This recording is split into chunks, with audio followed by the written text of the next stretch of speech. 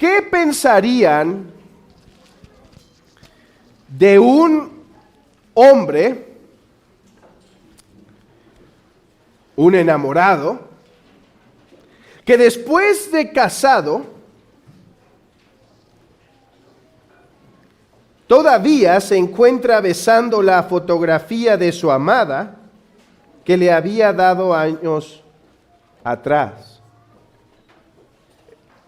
O déjenme plantear esta historia más bien. Un hombre sale a la guerra y su esposa, para que él pueda recordarla a ella y a su bebé, le regala una foto, y quizás hasta le pone de su perfume, para que él la lleve en su viaje.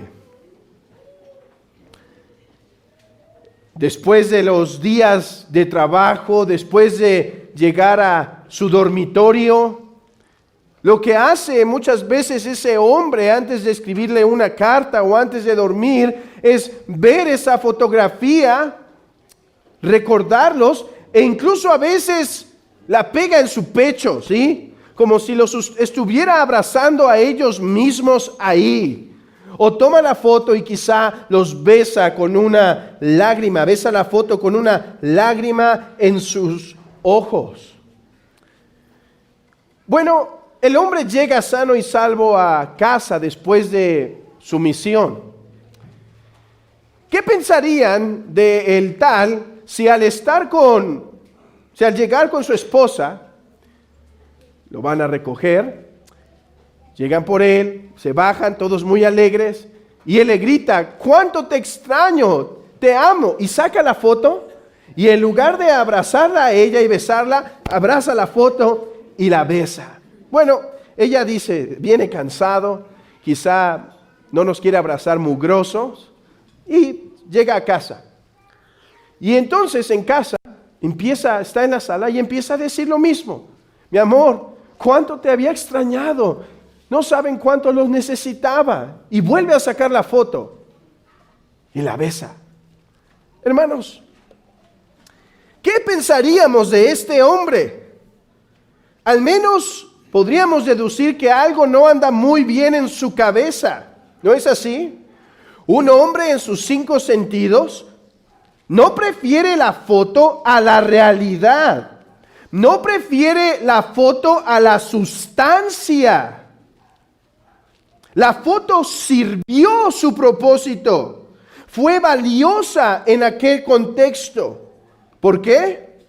Porque la foto le permitía a él recordar una realidad hermosa. ¿Cuál realidad hermosa? Su esposa y su bebé. La foto no era valiosa en sí misma, sino por lo que ésta representaba, lo que ésta apuntaba. Pero una vez que él llega a la realidad, él goza de la sustancia y ya no de la foto, y ya no es necesaria la foto. Una vez que llega a la sustancia, entonces la foto pierde su valor. Ahora tiene a su bebé. ¿Quién va a preferir besar un cartón frío a besar a su esposa y su bebé? Bueno, pensaríamos que el que así haga no está en todos sus sentidos, ¿no es verdad? Bueno, el autor de Hebreos les está explicando a estos cristianos tempranos que querían regresar a las antiguas formas, les está diciendo: hermanos, siguen besando la foto cuando ya están con la esposa y el bebé. Están volviendo a las figuras. Están volviendo a las sombras en lugar de abrazar la sustancia. Estaban besando la foto de la mujer y el bebé en lugar de estarlos abrazando. El texto que tenemos delante de nosotros trata justamente esta realidad. La necesidad de dejar las figuras y las sombras para abrazar la sustancia. Pues ya llegó la sustancia, ya llegó la realidad. Entender esto nos va a dar instrucción como cristianos sobre la época en la que vivimos y por qué no podemos volver atrás. Pero además, hermanos, será un lugar de consuelo meditar en este texto. Así que es mi deseo exponer estos 5 versículos, 4 en realidad, a través de 3 puntos que quiero que sigan conmigo. En primer lugar, quiero que veamos este concepto de sombra, figura y sustancia, porque voy a estar hablando en estos términos en lo que resta del sermón y es necesario comprenderlo. Si a veces si alguien no lo está tomando bien, no lo está comprendiendo bien el concepto, no va a beneficiarse de la predicación. Después veamos cómo el tabernáculo era una sombra, pero hay un tabernáculo que es la realidad, que es la sustancia. Y en tercer lugar veamos a Cristo, el ministro del tabernáculo. Ok, empecemos por entender los conceptos. ¿Qué es sombra y figura? Vean el versículo 4 y 5 conmigo. Hebreos 8, 4 y 5. Dice el texto: así que si estuviese sobre la tierra, ni siquiera sería sacerdote, habiendo aún sacerdotes que presentan las ofrendas según la ley. Está hablando de un tabernáculo físico. Y dice, Cristo no sería sacerdote de ese tabernáculo, de ese físico. ¿Por qué? Ahorita lo veremos. 5, versículo 5. Los cuales sirven a lo que es figura, o sea, estos sacerdotes sirven, ¿a qué sirven? A lo que es figura y sombra de las cosas celestiales. Entonces, vean aquí el lenguaje. Hay un tabernáculo al cual sirven los sacerdotes terrenales, y ese tabernáculo al cual sirven los sacerdotes terrenales es figura y sombra. ¿Qué significa figura y sombra? Pero además hay otro tabernáculo que ese es celestial. ¿Cuál es otra palabra para hablar de un tabernáculo celestial? Abran sus Biblias en Colosenses capítulo 2. Colosenses capítulo 2. Pablo en Colosenses está tratando un problema semejante, porque algunos están regresando a los ritos antiguos. ¿Y cómo les intenta convencer que tienen que dejar ya los ritos por medio de estos mismos conceptos? Figura, sombra, pero él usa otro término aquí, sustancia. Vean, por ejemplo, o cuerpo, Hebreos 2:17. Dice, y Colosenses 2:17. Todo lo cual, leamos tantito arriba para que entendamos el contexto. Versículo 13. Y a vosotros, estando muertos en pecados y en la incircuncisión de vuestra carne, os dio vida juntamente con él, perdonándoos todos los pecados, anulando el acta de los decretos que había contra nosotros, que nos era contraria, quitándola del medio y clavándola en la cruz, y despojando a los principados y a las potestades, las cuales los exhibió públicamente, triunfando sobre ellos en la cruz. Por tanto, vean, nadie os juzgue en comida o bebida, o en días de fiesta, luna nueva o días de reposo. Todos son ritos judíos del antiguo pacto, necesarios en un tiempo. Todo lo cual es sombra de lo que había de venir. En otro lenguaje, eso es sombra de lo celestial, para usar el lenguaje de Hebreos. Continuemos. Pero el cuerpo es de Cristo, o sea, la sustancia, lo sustancioso, lo real, lo celestial, lo que perdura, eso es de Cristo. Así que, figura o sombra, por figura o sombra, hacemos referencia a instituciones, personas u oficios del Antiguo Testamento los cuales representaban cosas mayores, cosas superiores, cosas que permanecen. Algunos oficios, lugares, personas, construcciones, instituciones servían un propósito en la tierra, pero al mismo tiempo anunciaban algo mayor. Eso es sombra y figura. Ahora, ¿qué es sustancia? ¿Qué es eso que se llama celestial? Lo celestial hace referencia a lo que aquellas cosas tipificaban, pero que son la realidad final, son el estado final, son lo que importaba realmente. Ahora, a veces las definiciones no nos ayudan tanto como las ilustraciones, así que habiéndoles dado algún tipo de definición, déjenme dar ilustración de qué son qué es sustancia y qué es sombra y figura.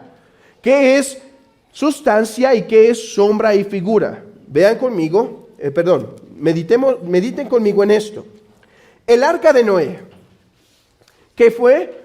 Una cosa, un evento también, una cosa, un evento, que tuvo un propósito cuando se construyó. ¿Cuál fue su propósito?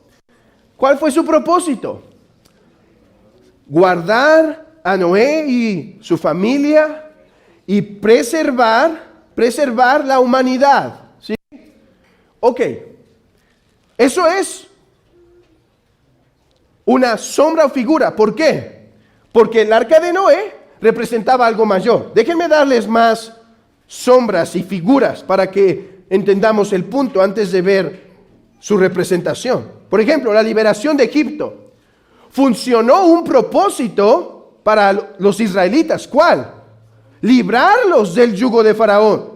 Pero ese evento anunciaba algo mayor. Por ejemplo, el arca del pacto. Ese instrumento, ese artefacto, servía a un propósito para Israel. ¿Cuál propósito servía? Bueno, traer la reconciliación cuando se hacía sacrificio sobre él. Pero esa arca del pacto anunciaba algo mayor. Y lo mismo podemos decir del oficio de profeta, lo mismo podemos decir del tabernáculo, lo mismo podemos decir del oficio del rey. Servían propósitos particulares allí, pero anunciaban algo. Hermanos, esas son las sombras. Esas son las sombras. Todas aquellas cosas del Antiguo Testamento, personas, oficios, lugares y demás, que tenían una función, pero que no se celebraban o no se tenían para siempre, sino hasta que llegara la sustancia. ¿A qué voy? Vayamos a ver entonces ejemplos de figura, sombra y sustancia. El arca de Noé. ¿Para qué sirvió? Salvar a Noé y la humanidad. Ok. ¿Qué anunciaba esta arca? ¿A qué apuntaba? Apuntaba al hecho de que algún día Dios salvaría a su pueblo a través de juicio. Dios salvó a su pueblo en el arca de Noé. Dios salvó a su pueblo por juicio. Vean esto, la tierra se inundó, la ira de Dios cayó. En un momento posterior esto volvería a pasar, cuando en la cruz Dios salvó a su pueblo por juicio. La salvación no vino sin juicio, vino por juicio. ¿Qué prefieres? ¿Que se descubra el arca y la volvamos a construir?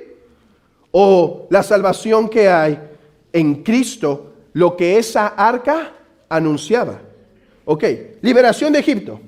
¿Qué anunciaba? ¿De qué trató? Bueno, Dios librando a su pueblo de un señor que gobernaba sobre sus almas, sobre sus cuerpos. Esto tipificaba lo que algún día Cristo haría. que como mayor señor de la casa, viene y echa fuera a este hombre poderoso, lo libera a su pueblo espiritualmente. Hermano, ¿qué quieres? ¿Que se vuelva a repetir que alguien nos libra de cierto presidente y demás? O más bien, liberación espiritual de la esclavitud al pecado. El arca del pacto anunciaba que un día se derramaría sangre en donde Dios quedaría satisfecho y ya no habría más deuda con el pueblo. Eso anunciaba algo mayor que aquel momento cuando Cristo se ofreciera como sacerdote y como cordero, estando en la cruz derramando su sangre por nosotros para traer paz. ¿Qué deseas? ¿Esa realidad, eso que perdura, eso que es lo que tiene valor, o te gustaría regresar a ofrecer un cordero? Bueno, preferimos la salvación que se construye al arca de Noé. Preferimos la liberación espiritual que hemos tenido a la liberación de presidentes o situaciones difíciles. Preferimos a Cristo derramando su sangre en la cruz que volver a construir el arca del pacto. ¿Sí lo preferimos o no? ¿O nos gustaría que eso regrese y o nos olvidemos de la sustancia? Bueno, este era el problema con estos judíos. Se estaban olvidando de que todas esas cosas del Antiguo Testamento anunciaban lo real, hermanos. Nadie aquí, niños, nadie aquí, cuando está jugando a las sombras, espero que todavía jueguen en eso, y uno ponía una lámpara o una vela, depende del presupuesto, y estando de noche, ponía las manos en un lugar y hacía ciertas sombras. A mí la única sombra que me salía era la sombra de mi mano. Muy malo con estos dedos gordos.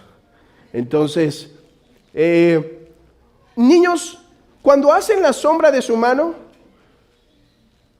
¿qué dicen al final? Ay, quisiera que me cortara la mano y mejor quedarme con la sombra de mi mano. Pero, ¿cuál es el poder de esa sombra de la mano? No es nada, ¿no es cierto? Está aquí, no puede agarrar nada, no puede sostener nada, no perdura. Preferimos la sustancia. Bueno, todo el antiguo pacto era lo verdadero anunciándose por medio de sombras. Pero cuando vemos la sombra, siempre decimos, bueno, detrás hay algo que permanece, detrás hay algo más verdadero, detrás de esa sombra. Así también en el antiguo pacto, todo tipificó cosas espirituales mayores. Esos simplemente sirvieron como señaladores. Mira hacia eso, contempla eso. Pon tus ojos en esa realidad mayor. El arca del pacto, Noé, la liberación de Egipto, del pueblo de Israel de Egipto, el tabernáculo, la lámpara del tabernáculo, los panes de la proposición, el sacerdote, el sacerdocio. Todo tenía un propósito, anunciar la verdadera salvación. Entonces yo espero que para este tiempo ya todos tengamos claro a qué se está refiriendo el apóstol cuando está distinguiendo entre figura y sombra, que es lo mismo, figura y sombra es el mismo concepto, y sustancia. La figura y la sombra eran aquellas cosas del Antiguo Testamento que anunciaban lo real, lo que permanece, la verdadera salvación. A ver, de otra forma, y con esto concluyo este punto. El cordero que moría en el sacrificio no traía salvación. Nadie debía poner su esperanza en esos corderos. Esos corderos servían para enseñarle al pueblo algo mayor. ¿Qué le debía enseñar? ¿Qué debía entender el pueblo cuando veía un cordero morir? Bueno, algún día morirá uno de entre nosotros que traerá verdadera paz. El Cordero solo es la sombra de una realidad mayor. De hecho, vean el texto en Hebreos capítulo 8, versículo 5. Hebreos 8:5 dice: los cuales sirven a lo que es figura y sombra. Los sacerdotes sirven a eso. De las cosas celestiales, como se le advirtió a Moisés cuando iba a erigir el tabernáculo, diciéndole: mira, haz todas las cosas conforme al modelo que se te ha mostrado en el monte. Creo que esto es muy claro aquí. Dice Moisés: yo voy a instituir todo un sistema de adoración y liturgia en Israel. Ven, sube al monte donde te voy a revelar las cosas espirituales y cómo vamos a representar estas cosas espirituales: la salvación de los pecados, Cristo muriendo por los pecadores, la vida eterna. Yo te voy a explicar y te voy a decir cómo vamos a representar esta sustancia, esto real, esto que permanece, a través de un montón de artefactos, oficios, lugares, personas. Ahora, entiéndase algo. Moisés no es que estaba copiando, ¿sí? No es que estaba viendo cosas ahí literal, en el sentido literal. Lo que entendió Moisés ahí fue la salvación espiritual. Eso es lo que le reveló Dios. O sea, hoy en día no hay un tabernáculo más bonito en el cielo, es lo que quiero decir, ¿sí? No es como aquí había uno terrenal y Moisés simplemente lo copió del cielo y ya. No, Moisés entendió una verdad espiritual: Dios estará con su pueblo. Ok, Moisés, haz un tabernáculo que diga, para enseñar al pueblo: yo estaré con él. El tabernáculo representaba entonces una verdad espiritual. ¿Cuál? Dios con nosotros, Dios en medio de su pueblo. Moisés, este tabernáculo no es el fin, es solamente temporal. Este tabernáculo representa que yo me voy a acercar a ustedes, que por medio del sacrificio yo estaré con ustedes. Y esta verdad representa algo superior, que algún día yo seré su Dios y ustedes serán mi pueblo, y entraremos en una comunión que no cesará. Eso es figura y sombra en comparación con la sustancia. Ahora, vean algunas diferencias en esto. La sombra es momentánea, la realidad, la sustancia eterna. La sombra no tiene poder en sí misma. Vean, importante, la sombra no tiene poder en sí misma. El Cordero nunca dio perdón de pecados. La realidad es lo que tiene poder y forma. Los pecadores del Antiguo Testamento fueron salvos no por los corderos que se sacrificaron, sino por aquello que los corderos representaban. La realidad. ¿Cuál realidad? Cristo crucificado por nosotros los pecadores. La sombra no permanece. O sea, su función es temporal. Ya no se ocupan más corderos. La realidad permanece.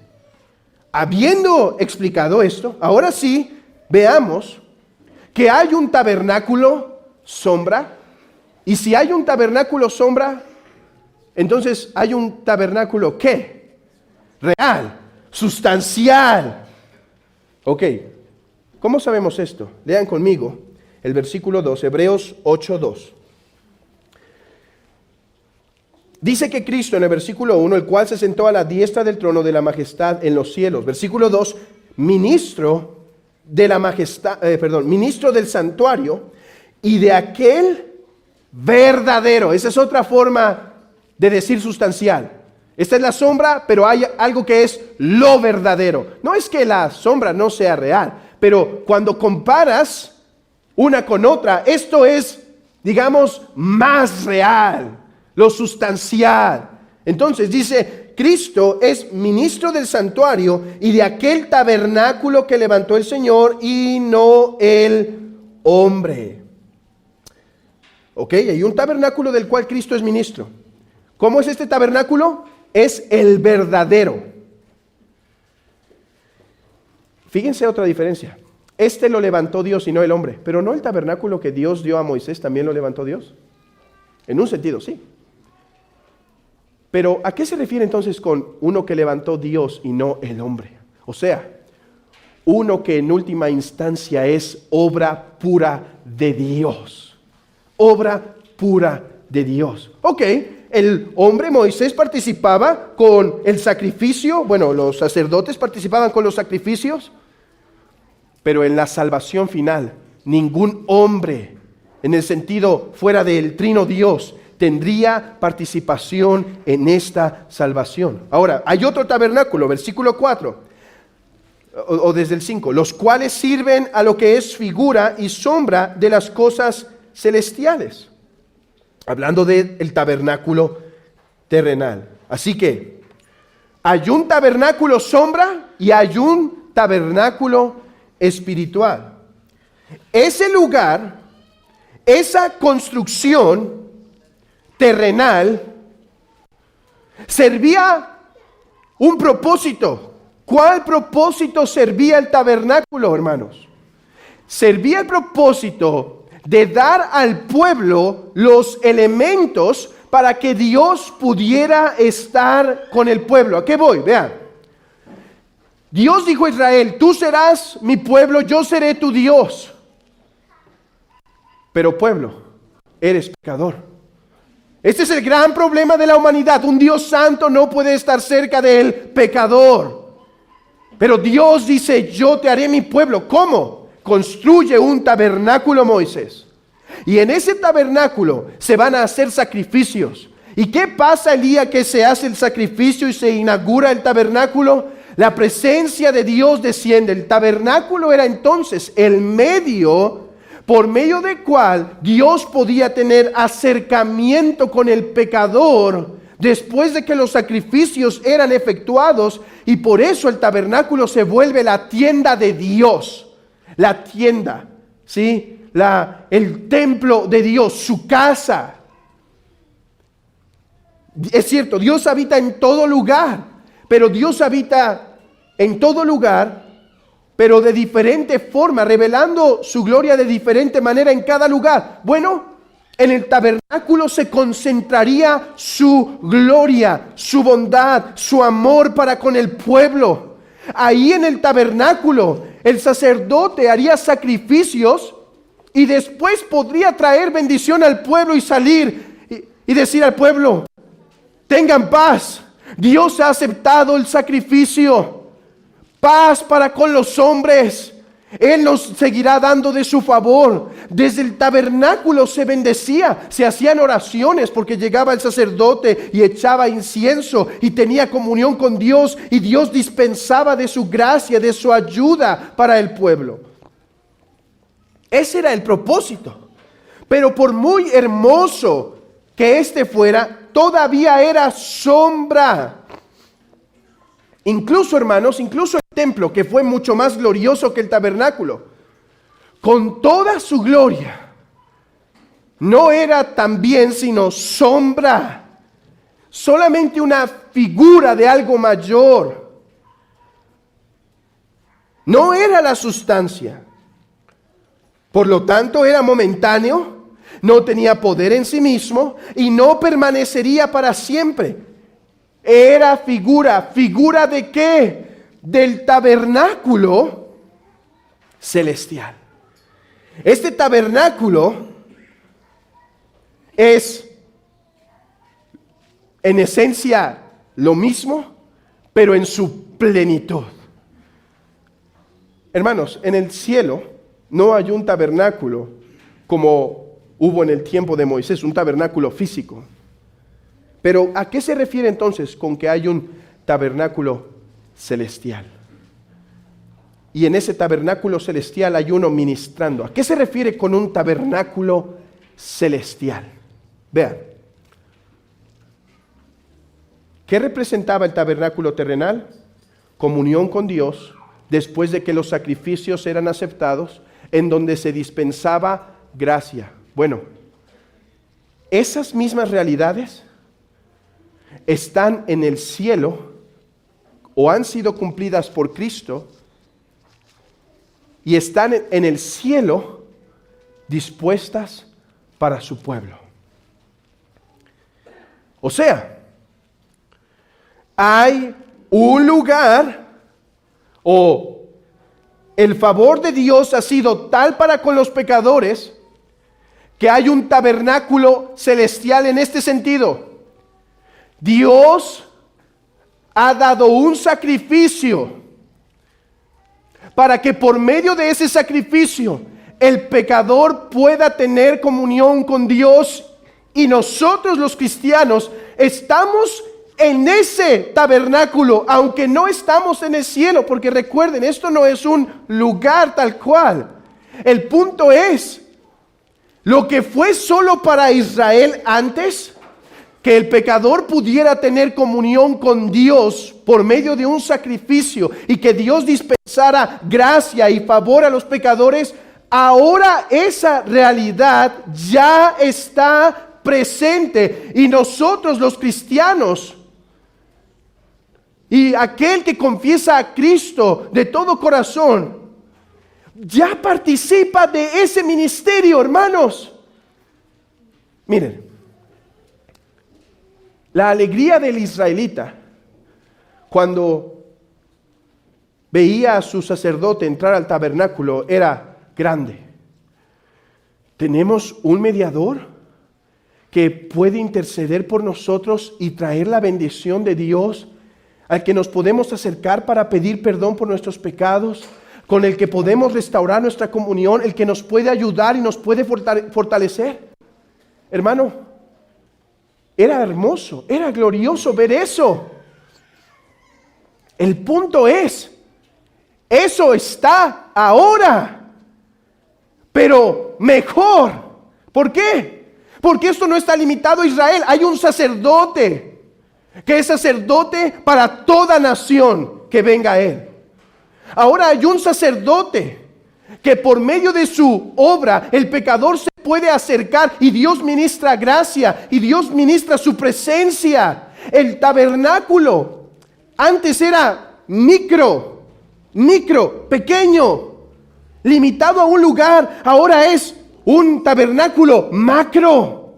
Ahora las realidades del tabernáculo se han expandido, se han hecho reales, mi amigo. Por eso es que hoy podemos ofrecer al pecador que se puede acercar a Dios verdadero por medio de Cristo, porque hay un tabernáculo en donde Dios se ha acercado y hay un sacerdote. Jesús, ¿en dónde está? ¿Tengo que ir a Israel? ¿Se tiene que volver a construir? No.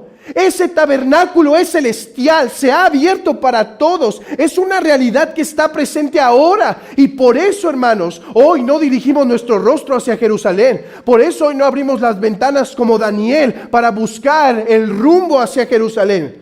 Hoy simplemente tenemos el gozo de acercarnos a Dios. Y entonces, hermanos, hoy, déjenme decirlo así, hoy estamos esta mañana gozando de las realidades del tabernáculo. ¿Qué es el tabernáculo? ¿Qué era? Comunión con Dios a través del sacrificio y la bendición y dispensación de Dios de bienes para su pueblo. Hermanos, están en el tabernáculo. Están en el tabernáculo celestial. Están en el tabernáculo espiritual.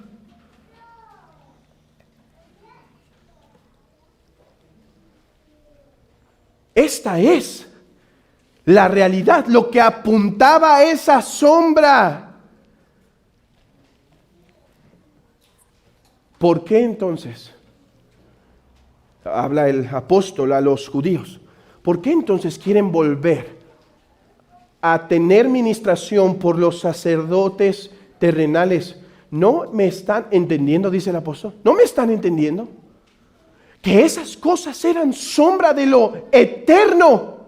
Ahora ya no necesitan eso físico, eso terrenal, eso fue temporal. Ya vino la sustancia. Antes veíamos detrás solo las sombras. Ya salió la sustancia. ¿Por qué todavía quieren las sombras? Es que nosotros preferimos las sombras. es que las sombras no tienen valor si se usan para otra cosa de lo que anunciaban. Que anunciaban Cristo, su obra, Dios con los pecadores. Ahora, el punto, todo esta es la introducción, hermanos, ahí viene el punto principal. No se preocupen, será breve.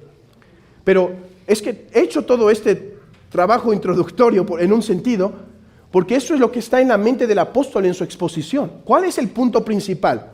Regresemos al versículo 1, 8:1.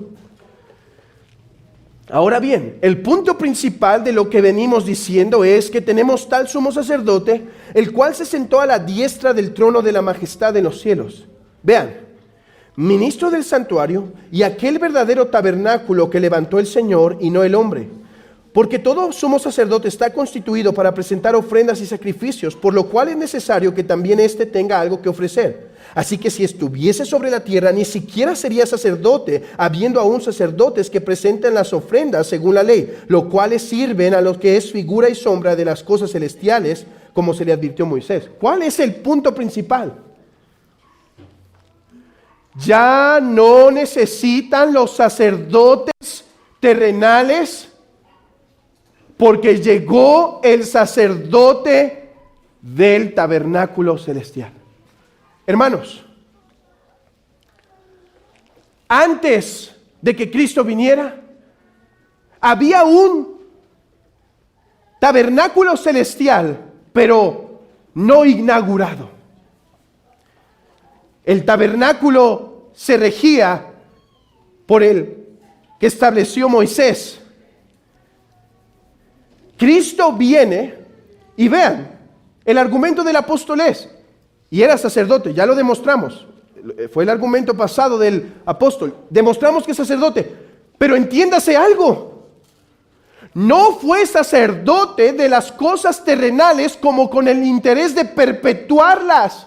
No, vean, cuando Cristo estuvo aquí en la tierra, es el argumento, no ofreció nunca sacrificios en el tabernáculo o en el templo. ¿Por qué? Porque no venía de Leví, porque el sacerdocio de Cristo era de otra categoría, era de la realidad. Ellos servían a las sombras, por eso Jesús no fue a presentar sacrificios al templo, porque Él es sacerdote de otro. Cuando estaba en la tierra, estaba sirviendo más bien el celestial. Bueno, cuando Cristo estuvo en la cruz como sacerdote, ofrecía el sacrificio mientras que Él mismo era el sacrificio. ¿Qué hacen los sacerdotes?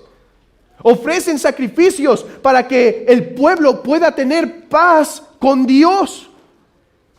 Cristo era sacerdote, pero entienda judío, entienda Israel, que Él estaba ministrando para un sacerdocio celestial. Hermanos,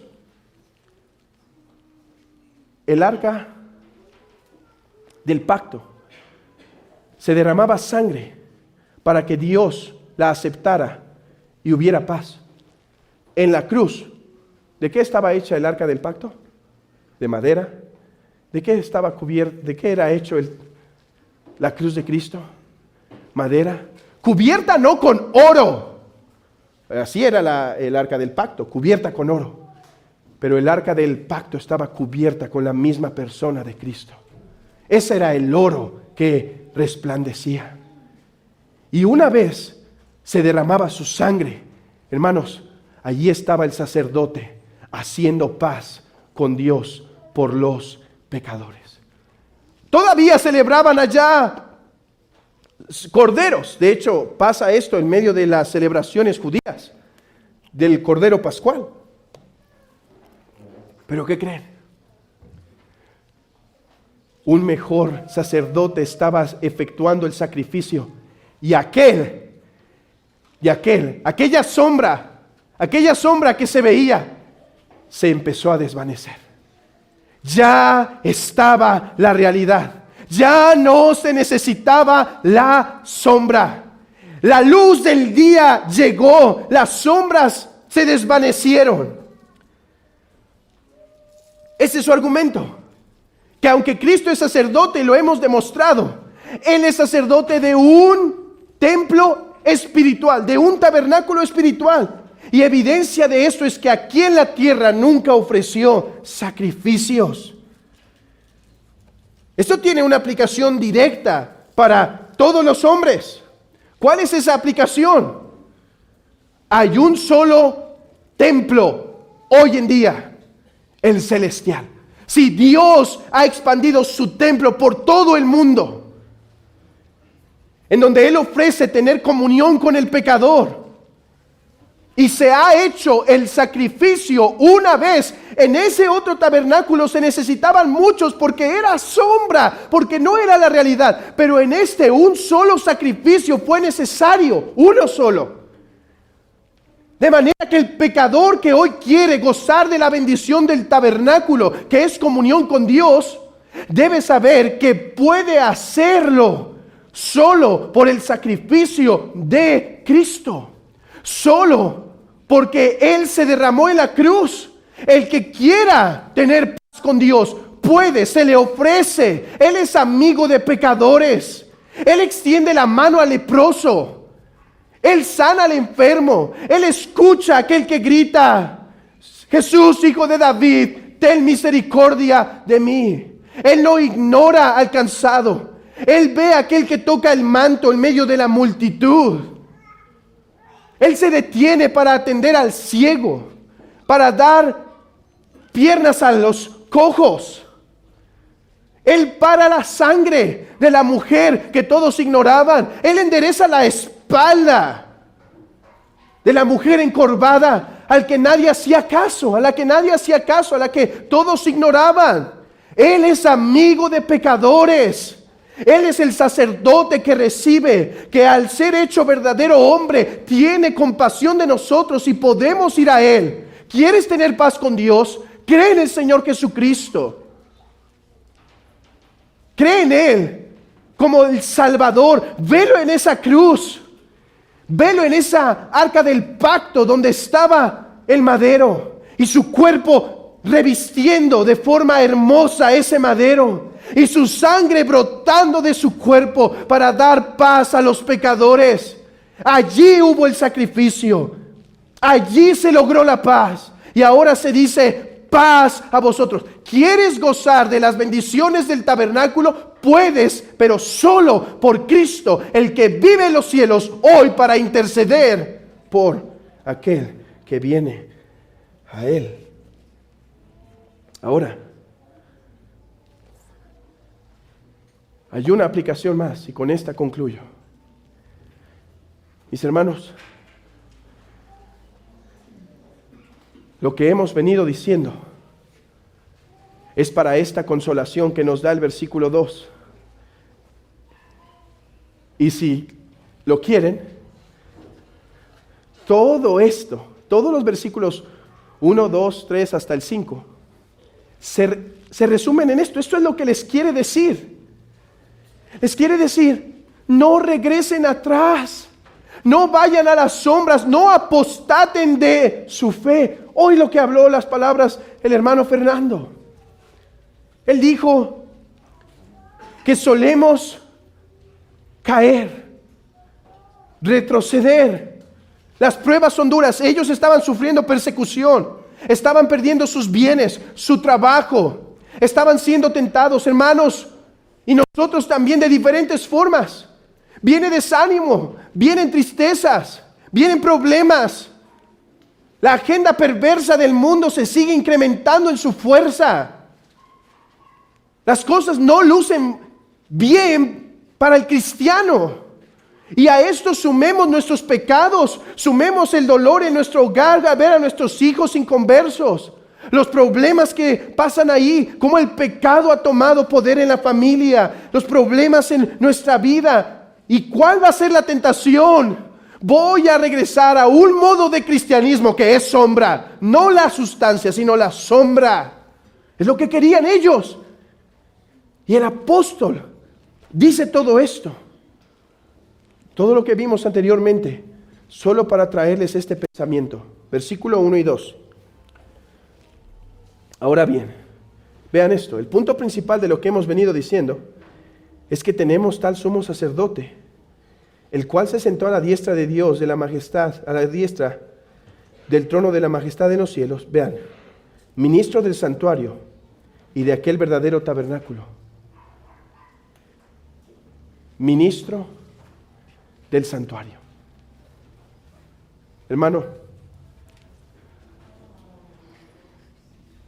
piensen en este judío que está pensando regresar a las sombras por lo difícil que es la vida cristiana. Y pongamos como sombra los ritos judíos, la mundanalidad, hacer el cristianismo fácil, uno que no demande, uno que no duela, que al final de cuentas es lo mismo, no cristianismo, falsa religión.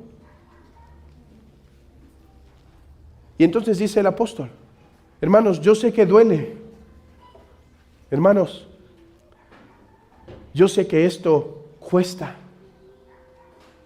¿Cuántas veces he sido azotado? ¿Cuántas veces he sufrido por causa de mi nación?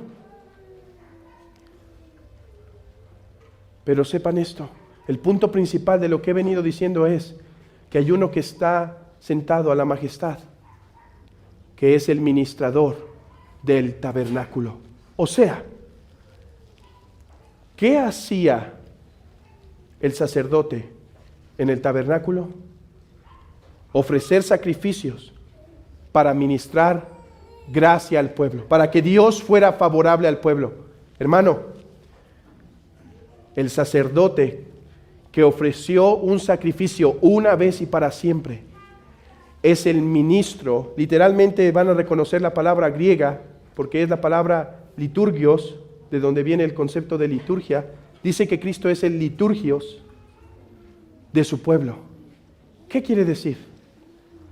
Hermanos, no solo es el que nos ha dado paz con Dios, es aquel que sigue dispensando su gracia para ayudarte a continuar y a seguir.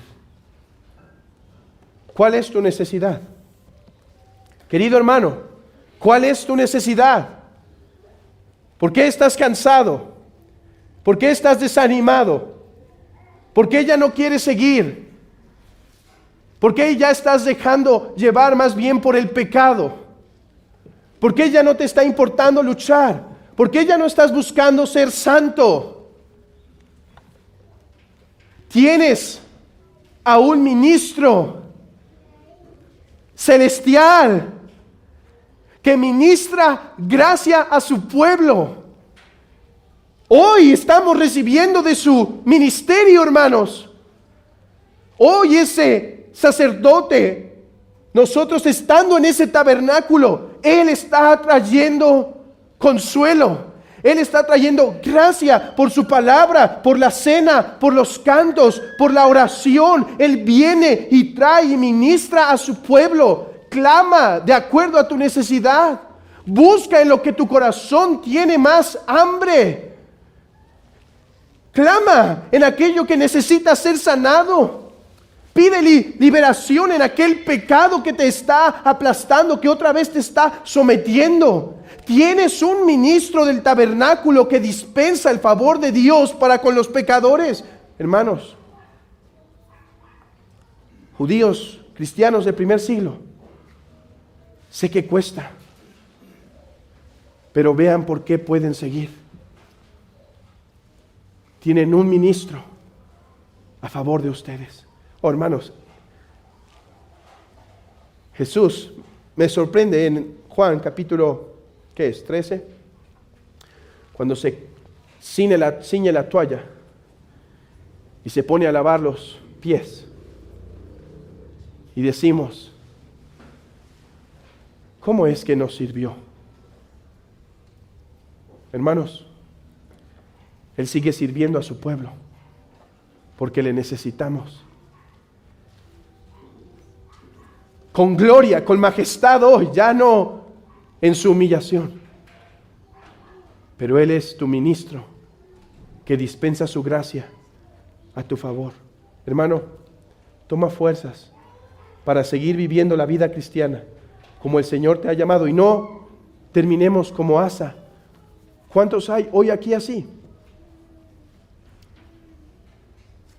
Ya con un cristianismo moldeado al mundo, ya con un cristianismo en donde le cortaron la cruz para que pese menos, ya dejándose a ese pecado con el que antes luchaban, ya no buscando la santidad, ya no buscando tener comunión con Dios, ya no buscando evangelizar a aquellas personas que nos topamos enfrente, ya no buscando ministrar el evangelio a nuestra familia con celo, ya no siendo ese sacerdote del hogar, ya no siendo esa mujer piadosa, ya no siendo ese miembro saludable. ¿En qué parte del camino con Asa vas? Si es así, ve al ministro del santuario para que te fortalezca, pues Él dispensa su gracia a su pueblo. Ministro del santuario celestial es Cristo para nosotros. Amén. Oremos a Dios.